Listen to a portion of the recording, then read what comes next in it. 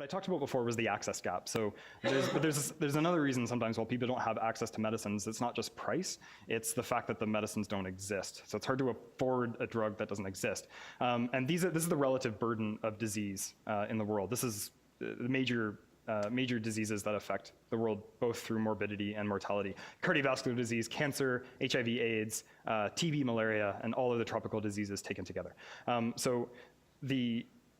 a world in which research and development of drugs was in accordance with the impact on our human population would be equitable, this is the kind of outcome that you'd see, as you can expect, because of the way I phrased it. This isn't actually the case. And cardiovascular disease and cancer, which are diseases that affect people who are able to pay for drugs, are accordingly greatly overrepresented in terms of research outcomes. Whereas HIV/AIDS, even though people are affected by it here, is still way down the list. TB, malaria, tropical diseases, forget it. You're not getting any drugs developed for you. And this is something that we want to try to address through various mechanisms of encouraging research into this area. So I just wanted to raise that as another issue.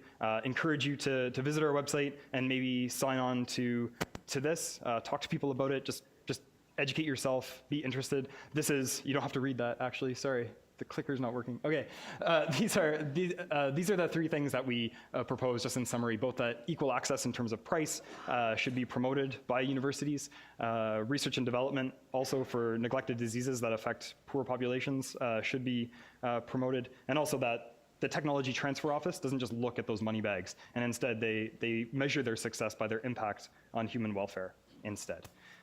So just to give you an idea of the kind of world that this can create, in 2007, we have about 3 million people worldwide on antiretrovirals. Now back in 2002, you can see the graph is much lower at about 300,000 people. This was kind of unimaginable that this many people would be on antiretroviral drugs and able to live their lives like my neighbor John, rather than Joseph before he had treatment. Now, the really critical thing is that this is affected by a number of factors. Access to doctors. Like in Malawi, I think there's one doctor for 100,000 people or something like that. So there's obviously a lot of things that we need to address, but this would not be possible if it wasn't for affordable drugs.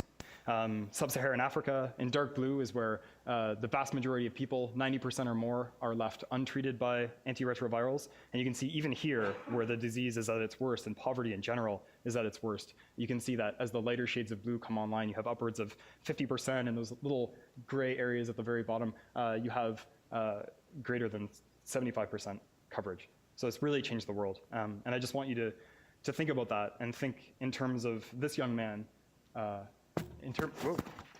in a relationship of solidarity with him. He deserves, as well as any of us, to have access to medication and to live in good health and with dignity. So thank you very much.